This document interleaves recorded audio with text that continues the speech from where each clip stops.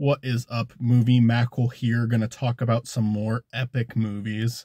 Maybe some not so epic movies. No, we're mainly talking epic movies today. I guess first I'll talk about Elvis. I talked about it a little bit yesterday in my Oscars video, but it's like kind of just like, I don't know. I watched it, I enjoyed it. I agreed that Tom Hanks' performance was a little weird. I don't think I hated it as much as other people did. Certainly don't think he deserves a Razzie for it. I'm really glad they didn't nominate him for anything, though, because I think that would have shown a huge lack of self-awareness on the Academy's part, which is pretty normal for them. But they were good. They were okay this year. Like I said, they didn't do that bad. Austin Butler did fine as Elvis. Maybe better than fine. I mean, I think he was good. Don't know a lot about Elvis, so it's not like I'm like an expert on his impression, but yeah, people said he did a good impression. I enjoyed it just fine. I actually ranked it pretty high on my list of movies from 2022. And then just as the next few days went by, like nothing really pushed me to do this. I just kind of like realized that almost everything that I saw like has completely left my brain. Like it kind of went in one way and out the other. I don't know. I was going to say one ear and then out the other, but it's like I wasn't listening to the movie. I was watching the movie. I guess I was listening to it too. I don't fucking know. That doesn't matter. It just like I kept thinking about it more and more, and like I was thinking about my lack of thought on it because I saw a woman talk in a very miserable movie, but it's one that I was thinking about for days. After Sun, still on my mind. Every single day I'm thinking about that movie. Tar, same thing. Ever since I saw Tar, it's been on my mind. Like, there's so many movies from this year that like just stuck with me for such a long time. And Elvis, it was like pretty much immediately after the movie I stopped thinking about it. And that's the same thing with The Sea Beast. You know, it's like they're not bad movies, but nothing really sticks with me. I appreciate the movie for having more of a style to it than other music biopics. Bohemian Rhapsody is kind of going to be the default to go to. And I appreciate that it had a little bit more focus than a movie like Bohemian Rhapsody, where a lot of it's focused on his manager. I have friends who really enjoyed this movie a lot, and I have friends who, honest to God, hate it. And honestly, that there might be more, way more personal reasons for that. Like this movie, there's a good chance that there's some things wrong with this movie. It's a discussion I don't want to go into right now, but I'm definitely down to in the future. But this movie may have been a little dishonest in some places. I'm going to say that very speculatively, if that's a word, because I need to do some research on that. But, you know, there may have been some inspiration for Elvis's music, but there also may have been some blatant ripping off. I'm not sure. I know some people who didn't like the movie for that reason. They felt it was very dishonest. Maybe they just don't like Elvis and they disliked it for that. But it's more than one person. So I've heard this from multiple people. But I also have some friends that really enjoy the movie. They enjoy some of the director's other work. So I'm a little bit mixed on it, basically. Like I kind of can see where both sides are coming from. My biggest problem with the movie is it's kind of boring. It was a fun little watch, I guess, but like nothing stayed with me. So yeah, and it's not like I was having an amazing time watching. I've seen movies where I had a really fun time and then forgot about it, but I was like, at least it was really fun in the moment. With this one, it's like, I enjoyed it fine in the moment and then I forgot about it. I again appreciate the cinematography and editing more than Bohemian Rhapsody. Honestly, if you want a good music biopic, I'm still gonna simp for Rocketman. I loved that movie. I love that it does kind of do the same thing that Bohemian Rhapsody does, where it's just taking chunks of Elton John's life. And I wish they would be more focused. That's actually something I can give Elvis a lot of props for, is it was focused. It did have a dynamic that it was focused on throughout the movie. And that's something that I think Bohemian Rhapsody and perhaps Rocketman could have benefited from. What Rocketman did that I really liked, though, is it's basically Elton John recalling his life while he's in rehab. And as a result, you get this like really dreamlike feeling with his memories. The songs aren't just like montages of him singing like popular Elton John songs or like him on stage singing the songs. No, they're actually like actual musical numbers incorporated into Elton John's memories. Even when he is performing on stage in that movie, like crazy shit's happening. There's one where they're like flying around the stage, you know, shit that's obviously not really happening. And then Rocketman itself, the song, you know, titular song that they use for the movie, that one I think was a great sequence because it starts with a suicide attempt and builds into him like kind of going for a recovery and then going up on stage. Like there was a lot of creativity with how they presented it, despite being a very simple biopic story. It's like so much of it was in the directing and the it was so much in the directing and the cinematography and the presentation. So that one's a lot more entertaining in my opinion. That one's a lot better. And it's also just, it had a little bit more balls than like movies like Bohemian Rhapsody did. You know, not by a long shot, but I mean, they were like willing to show Elton John's weirder side, I feel, more so than Bohemian Rhapsody does. And they, basically they made him more openly gay than Freddie Mercury, and that got it an R rating, because if you watch both those movies, there's literally no difference between them other than, yes, Freddie Mercury, they acknowledge he's gay in the movie, but you're not going to see him doing any gay shit in the movie. They're just going to talk about it. Where Elton John, they're a lot more blatant about that. And I'm not just being on my soapbox here. I'm genuinely convinced that is why Rocket Man got the R rating. Like, I think that is the only reason I watched that movie. There's no other fucking reason. That's just the fucking MPAA. Whole documentary on that if you haven't seen, like, if you don't know what I'm talking about. The film is called This Film Is Not Yet Rated. Very, very corrupt group of people. Very corrupt group of people. And they're not, I don't know if they've gotten any better. Maybe they've gotten a little better, but not by a lot, because shit like that still happens. I'm sorry I'm ranting so much about a completely different movie, but I think it's like, it's topical because it's like, it's relevant, I should say, because, you know, at this point, biopics can be really boring, and I feel like it's just kind of like, okay, what did this one do that this one didn't? Like, where can we find a way to do an interesting biopic? And I think that Elvis does a good job in terms of finding a fun way to present it. They had it seems like the people making the scenes actually had visions. They had ideas. I don't think it all blends together super well. I don't think it works as well as Rocket Man does. I think Rocket Man justified a lot of its decisions a lot more rather than like, let's just make the shot look different for the hell of it. It was like, nah, you can kind of see why they're doing this. It kind of fits with the personality better. It kind of fits with the way they're telling the story, with it being like, again, like him recalling memories throughout his life. It kind of makes the abstract stuff work a lot better in that movie. With that being said, Elvis is a much better movie than Bohemian Rhapsody, in my opinion. It's still like in my bottom 5 at this point, though. Like, it really went down for me. And that's just because at the end of the day, like, yeah, there is some really crappy stuff in it, like Tom Hanks' performance. I love Tom Hanks, by the way. I'm a fucking normie. I love Tom Hanks, but I just didn't, I agree. He wasn't very good in this. Razzie bad? No, but what the fuck do the Razzies know anyway? They're like they're somehow a worse show than the Oscars.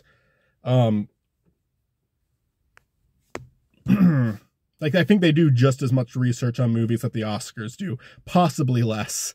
So yeah, they're not a very reliable source on bad acting, I should say. So yeah, Elvis, I don't know. It's fine. If you, I guess I'll put it this way. If you're at least a little curious to learn about Elvis, maybe watch that. Because there is stuff about him I didn't know about going in that movie. I don't know how honest the movie is being. Again, topic for another day. And I will also say that if you already love Elvis, like if you're a big Elvis fan, you'll probably love this movie. If you despise Elvis, and yeah, I don't think this movie's not critical of him at all, I feel. Like, maybe it's a little bit, but it's like, it's more critical of his like manager than anyone else. So if this is like, you want to see them acknowledge maybe some of the more controversial things about Elvis, this isn't going to be your movie. But yeah. Anyways, moving on. Let's talk about Tar. Tar, wonderful movie. One of my favorites of the year. I think it's like my new number 3. I'm sorry to the menu. You keep getting pushed down, but you're still awesome, the menu. You're still awesome. Really fantastic character study. Cate Blanchett plays this character named Lydia Tarr. A lot of people thought it was a real person, like this movie was a biopic. Nope, not a real person. Completely made up character for this film. It's a great character movie. She is a fantastic character. Cate Blanchett gives my favorite performance of the year. Not a happy movie. In fact, I think it will make you downright miserable. Um, but still, because it's not, these are not easy topics that the movie's covering. And I want to make this clear here. I don't want to make this point every single time I'm talking about a movie with a controversial character, but I'm just to put it out there. When I say interesting character, there is a difference between interesting character and character that I agree with, or a character that I would like in real life. You know, I love characters like BoJack.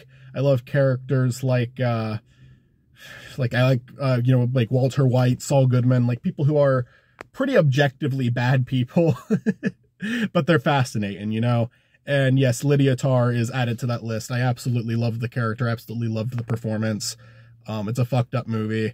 I'm going to say this, with After Sun, I mentioned that if you, it's a very slow watch, and it's just kind of a commitment that you're given an hour and 40 minutes to hope that you can kind of put the pieces together by the end of the movie. Like, I basically put it as, it's an hour and 40 minute long movie where you potentially might not know if you even like it until the very end of the movie, you know? It's kind of a movie where it's, you haven't seen it until you've seen it twice kind of deal. Where Tar, I'm going to say if the opening scene doesn't get you intrigued, the opening scene with dialogue, because there is like a weird, like, opening scene that's just being played over the opening credits with like some singing, basically. But if the opening scene with Cate Blanchett's character does not get you interested, which it's a long scene, it's a really long scene.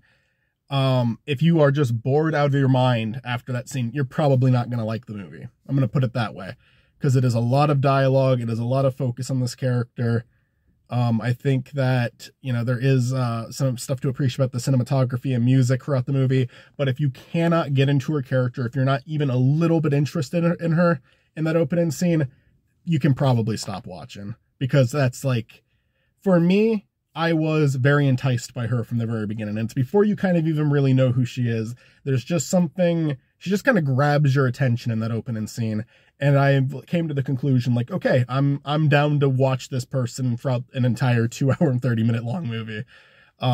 So I think that it's a movie where the opening scene is genuinely a good way to tell if you're going to like it or not. Yeah, I love this movie. I guess I want to keep the spoiler free for now, so I'm not going to really go into too much of like where the movie goes, but I guess I kind of already revealed it's a movie about maybe not the best person on the planet, but she is incredibly interesting.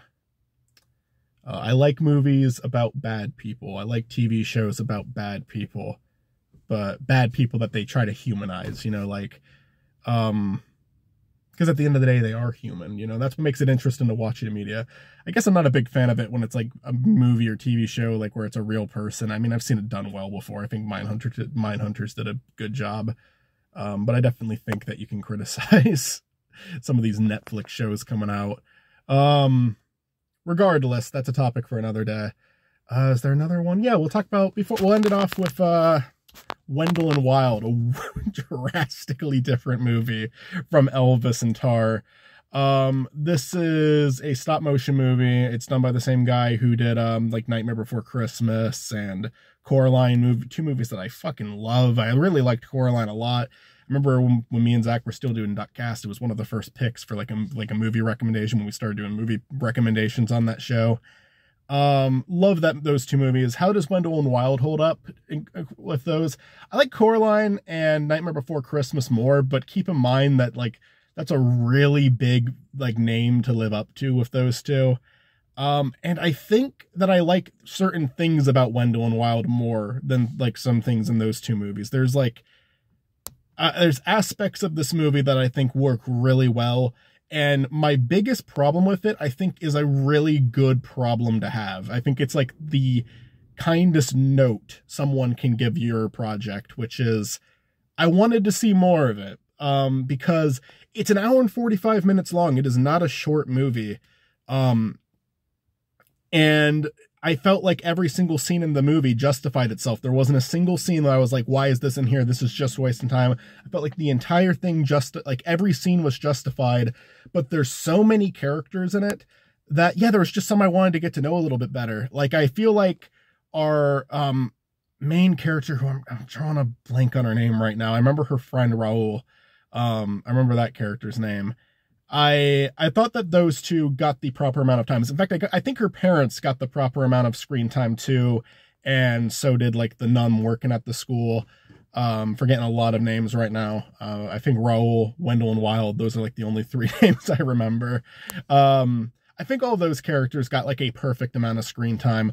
Wendell and Wild got a lot of it, but I feel like there's something missing with those two because they start to like really express this bond that they've grown with the main character by the end and how much they've grown to care about her. And it's like, you've barely had any scenes together. Like, what do you mean you care about her? I haven't seen like, you've had 2 interactions and both of them were negative. But I would be happy to go in that direction. I like that they're friends by the end of it. Spoilers, Jesus Christ, spoiler. I'll write spoilers for Wendell and Wild in the title, I guess. But I like the chemistry that they potentially have there. I just think that there's like more scenes that we could use with them. But an hour and 45 minutes is already in pretty good length for a stop motion movie. Stop motion's like one of the most insane art forms out there. Because like animation's already like bad enough, like with how much steps that takes. But stop motion, I genuinely think is like one of the most tedious art forms in existence. And the fact that there are people out there dedicated enough to make them, I appreciate that so much. Because holy shit, it's just, I love them. I could not imagine making one. Visuals I should talk about in a minute too, because oh my god, the visuals in this movie were wonderful. So yeah, I would have liked a little bit more of that. She has like, you know, she makes friends at the school, friends, like not really at first, but they become friends. Like there's this rich girl who her parents are like the ones that like own the prison in their town. And I liked her, and I liked her character arc by the end of it, but it still felt rushed. It felt like she turns on her parents really quickly. And I'm not against her turn on her parents. It's just like, is she just having this revelation about them now? I don't know. It's like almost that kind of thing where I'd like to see more of that. You know, I'd like to kind of see like the cogs turning in her head, like, because it's very hard to accept bad things about your family. You know, it's very hard to like hear something about someone that you love and being like, okay, that shit, they're not, they're actually doing something pretty horrible. I understand that maybe that's like not what the movie needs to focus on. Like it's just a side thing. And I can definitely forgive it for that. It's just like I said, I like this movie a lot. I think it could have been longer. I don't blame it for not being longer because it's stop motion and they already like did a lot. You can only do so much with this, like especially when you consider budget. But yeah, I mean, like their father, Wendell and Wild have a father in the movie, and he like kind of comes to Earth to fuck him up, and then has like a turn. Like what changes his mind happens in 5 seconds. It is the quickest turn I've ever seen for a villain in a movie. And I like the idea though. I like like what they're going with it. It's just like, it's weird because it's weird calling this movie like saying it's Russian with how long it is. But it's just great movie. I think all of these ideas could have been expanded upon, except for like, again, main character, and that's ultimately, I kind of feel like it's the same thing with the final season of BoJack, where it's like so many good ideas, but they're all really rushed, except for BoJack and Diane. And at the end of the day, BoJack and Diane are the 2 most important characters on that show. Same thing with this movie, with like Wendell and Wild. You know, this girl, the main character, she's obviously the one that you want to focus on. The fact that her and Raul get like, I feel like they hit all the beats of their story properly.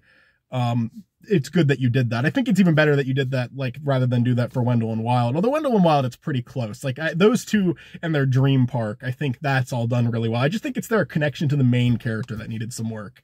Just needed a little bit more scenes with those two. Well, those 3, I should say. Because they're very antagonistic until they're not, basically. But you kind of accept them switching over to the good side at the end, just because you like them so much, just because they're so likable. Like they're really goofy characters. They're like antagonistic, but they're really like silly. And the reason they're doing this is like so innocent. It's like it's like if a child was doing all of this. Art style was great. I love the differences between Wendell and Wild's art style in both the underground, I guess hell, maybe hell, and Earth. Like they both have like distinctly different styles both there. Like in hell, it's kind of like kind of 2D, kind of 3D, but then when they go to Earth, it's like completely three-dimensional. And I really like how stylized the Hell like version of them's look. I like a lot of the art style in Hell, actually. Like a lot of it's like, you know, a lot of the people suffering at the beginning of it are just like little paper cutout people, basically. Looked really cool, looked really unique. Yeah, really a lot of great colors, a lot of great like movement. Like the movie like flowed very well with all the animation, and the character designs are very unique. The two villains that own the prison, not the most interesting characters in a movie. You've seen them before, but their designs are really like unique. Main character's design really stood out. I'm sorry I'm sorry I don't know her name. I feel really weird saying Wendall and Wild so much, but it's not being able to name the main character.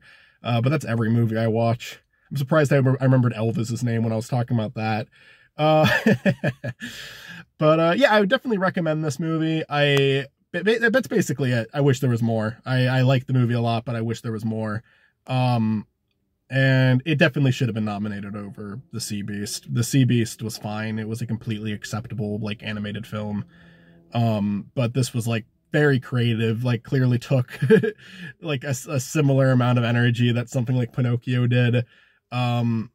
I think stop motion. I think it'd been cool, honestly, if this was the first year of the Oscars where like stop motion had the majority, because you would had Marcel, Wendell and Wild, and Pinocchio, and then only 2 3D animated movies. Like, I think it'd be good if we had more like diversity like that, where it's like, you know, 2D is almost completely kicked the bucket. It's last year. What was there? Bob's Burgers. Was that the only 2D movie we got? There is not a lot of 2D anymore.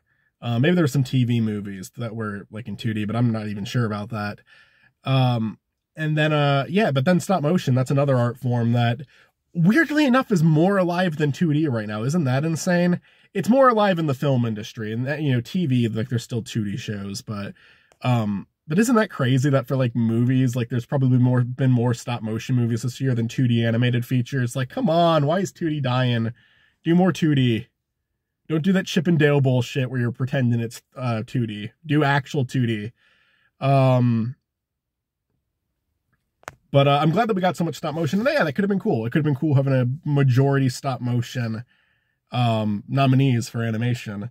And I wouldn't have expected Wendell and Wild to win, and I wouldn't have necessarily wanted to win. I still, honestly, Puss in Boots or Marcel is what I was rooting for. But I would have been okay with it winning.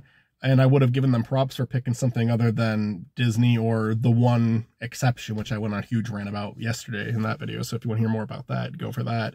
Happy Pinocchio won. Just, I still don't trust the Academy. They have not won me over yet in their animation department, because I still think they're full of shit.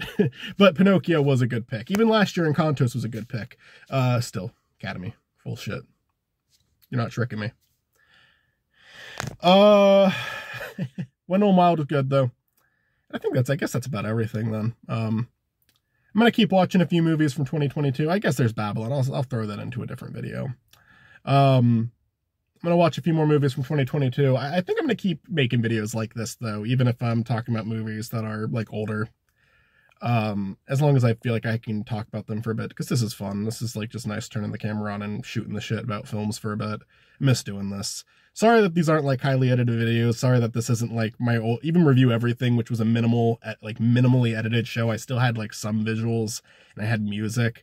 But just realistically, I gotta like, I have projects of my own that I want to focus on, and I gotta like stop putting so much time into editing videos, talking about other people's stuff. I think for these, for now, I just kind of want to turn my camera on and shoot the shit about them. And if you're interested in just hearing me talk about it, awesome. If not, I don't blame you. But I definitely want to put this stuff out here, because I like talking about movies. It's fun. Maybe I'll do these, like occasionally I'll do one of these with like a guest. If I like go see a movie with someone, or I visit a friend and we watch something together. Maybe we'll record one together. It could be like a fun little podcast. I know it's really easy content. I know it's really lazy content, but it's just, I think I need a little bit of lazy in my life right now, because I'm working on a lot of stuff, and that stuff takes a long time. So just being able to have some sort of outlet to talk about this stuff that doesn't take time away from those other projects, that's what I need right now. Although I do want to continue TV dinners, which those are going to be edited with music and all of that, but there's too much shit to do. Too much shit to do.